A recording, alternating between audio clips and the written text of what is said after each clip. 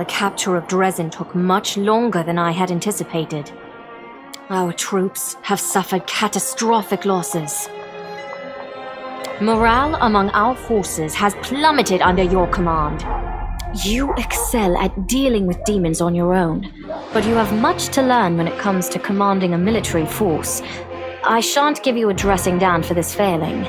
I entrusted you with this task, which means I bear equal responsibility for this outcome. I shall, however, give you some advice. Do not think of victory as an abstract goal, but as a gift you wish to give to your people. The more of your soldiers who survive to enjoy the triumph, the more joyous it will be. Very well. Don't despair. Every commander has their dark moments. We shall endure the heat and heavy blows and emerge like hardened steel. Now on to the main matter. The Sword of Valor has been returned to us. Touching it has awoken your power and changed the great relic beyond recognition. Many clerics are at a loss to interpret this unexpected turn. Is it an omen? Happenstance? A warning? Only one thing can be said for certain.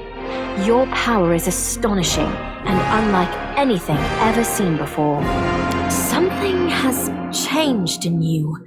The warriors of heaven used to come to aid us in our holy war, and even the hand of the inheritor, Iomede's herald, once set foot on the land of Mendev. I accepted a blessing from him. I fought shoulder to shoulder with other angels. But this is the first time I've ever seen the might of heaven in a mortal. I am in awe of your transformation. There, I have said all I wish to. Is there anything you wish to discuss with me before I depart? The architect of the world wound? Here? And she allowed you to simply dispose of Stanchion Vane and claim the Sword of Valor? This is a very worrying development. Aurelia was more dangerous than a dozen Balors, and more cunning and deceitful than a score of succubi. In the 100 years of the Crusades, our forces have very rarely encountered her, but when we did, it always led to something terrifying. I think she has taken an interest in you and your power. It was to be expected, of course, and it worries me more than anything else. Sooner or later, we shall have to take a stand against Aurelu and deal with her once and for all. But I thought we would have time to prepare. Be careful, and if the architect reappears, treat her as you would a demon lord. The Baylor Dorazand, one of Daskari's generals. He, Hep Zamira, and the Echo of Daskari are some of the most notable demons in the Abyssal Forces. You will soon learn these names. Dorazand has not been sighted by our scouts for a long time, and his appearance at Dresden was an unexpected development. But we must grow accustomed to surprises such as this. The ability to move at will through space is one of the demon's most unpleasant hallmarks. Fortunately, the Sword of Valor takes care of that problem for the areas around Dresden. Very well. Then I shall take my leave. Irabeth will bring you up to speed on the situation in the city and surrounds, and together, you can decide on what next steps to take. Good luck, Commander. Remember, this is but the first step. The road ahead will be long and difficult. Allow me also to congratulate you on your victory, Commander. We won the battle for Dresden, but this war is far from over. The demons know our true strength, so we must brace ourselves for a merciless counterattack. They will do everything they can to gain control of the city and destroy you personally, and all of us along with you. The only good news is that cultists make up more than half of their forces, so they will have to march the same roads as our fighters. If they were all demons, they could appear here instantaneously and lay siege to the city. Praise Iomade for small mercies. The main demon forces are moving out from the City of Eyes and the Threshold Fortress. Scouts are reporting that for now, we don't stand a chance of tearing through the defense and launching a counterattack. We can only gather our forces, rebuff their attacks, and wait for the right moment. Unfortunately, other hostile groups keep appearing out of nowhere. And on top of all that, Minago is still prowling around somewhere out there. Anevia's trying to find out where that abyss scum has run off to. Maybe she's already got some leads. Luckily, we are not alone. Mendev is with us. Queen Galfrey has sent us the first reinforcements. They've just entered the city. Besides, news of your victory is spreading through Avestan. I'm sure that crowds of new volunteers will soon be pouring into Dresden, inspired by your feat. And that's very good news, because we're going to need troops. Here is a brief report about the main problems we're currently facing. Remember that Nabasu that attacked our camp? He had powers that no ordinary demon should have. It is not the only demon of its kind. We keep receiving reports about similar monsters. All isolated cases for now. But it's possible that in the future, we will see entire squads, if not armies of them.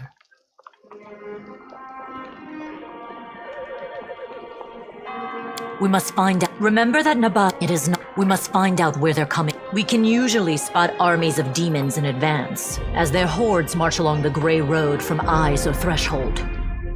But sometimes packs of them appear out of nowhere. They're managing to avoid our scouts somehow and sneaking into our territory. If we don't solve this problem, we cannot attack. The demons will just appear at our backs, block off the gorges and cut us off from Dresden. Anevia is trying to find out how the demons are getting into our territory, but she hasn't succeeded yet. Talk to her. She will tell you more about what she's doing. Yes, it disappeared without a trace during a mission. We didn't even find any bodies. Maybe someone abducted them, or there's some natural threat in the area. And we can't rule out the possibility of desertion, either. The troop was patrolling the southern road out of the city. The last surviving settlements of Sikoris lie in that direction. But after the siege of Dresden, contact with them was lost. Hardly any of the inhabitants survived once the demons invaded the area. That's where I started the search. As if we didn't have enough problems with demons already. Now there's a wild dragon in the vicinity. Luckily, it's not part of the demon army. If the demons had a dragon on their side, it could pose a serious threat. But there's very little food in the World Wound, and the dragon doesn't seem to have a taste for demons and cultists. She keeps attacking small squads of crusaders, picking off those who fall behind, ravaging supply trains. The dragon's been sighted frequently in the sky, but we don't know exactly where her lair is. We have someone to help with this, though. Do you remember the dwarf who bravely attacked the Baylor in front of the citadel during the siege? He is back in the city, and he doesn't mind hunting this dragon, apparently. Go talk to him in the tavern. We might be able to help each other. There are a few pleasant matters. At the Queen's command, the Crusaders who took part in the attack have had their pay doubled, and medals will be awarded to those who were particularly outstanding in battle. You know one of them, the Knight Elan from the Houndhearts. He led a troop of Nerosian recruits and brought them to the main forces, and later drew the demons' attention in the battle with the Baylor, allowing the wounded to be rescued. There is one more thing. As you know, there is a vast dungeon under Dresden. It's almost empty now. The only prisoner is Nura Dendawar, the traitor you caught. We found something unusual in one of the cells. The walls have been covered with pictures of butterflies and prayers to Desna. The lock was picked recently, it seems, and the prisoner, whoever they were, fled. We don't know who the demons kept in there. We've temporarily placed the body of Staunton Vane in the dungeon. You slew him. What are your orders regarding his body? Anevia thinks we should burn it quietly and forget about it. Some want to see his corpse displayed in the square, but I don't think we should behave like demons and barbarians. He may have been our enemy, but he deserved to be buried as a knight. However, the decision is yours, of course. Right you are, Commander. Commander. That day during the battle, No. My apologies. That is all, Commander. Thank you for your time.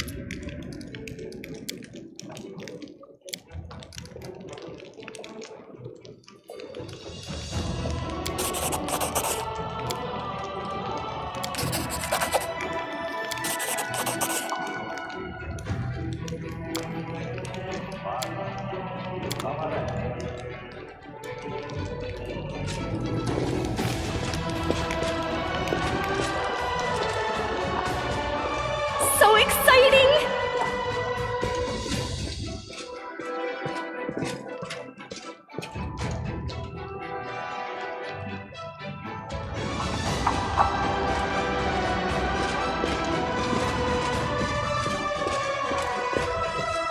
With grace?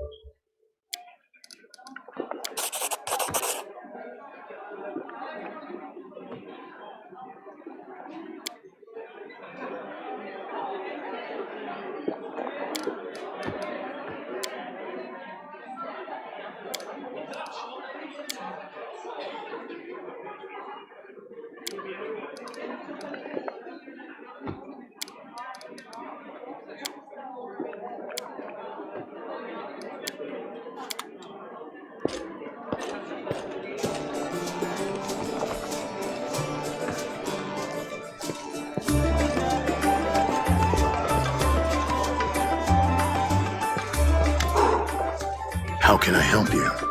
Don't you remember our last meeting? The name is Greybor. I'm an assassin for hire. But I suspect you're not here for small talk. Are you in need of my services? Yes, that was a failure.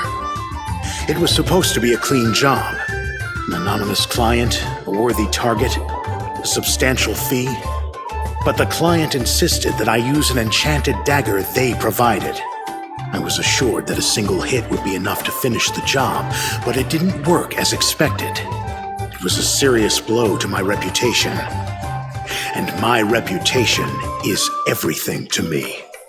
A large adult female? The one that's been snatching people and carrying them off? I've heard about her. That's an impressive target. I can take this job, but only if we do it soon.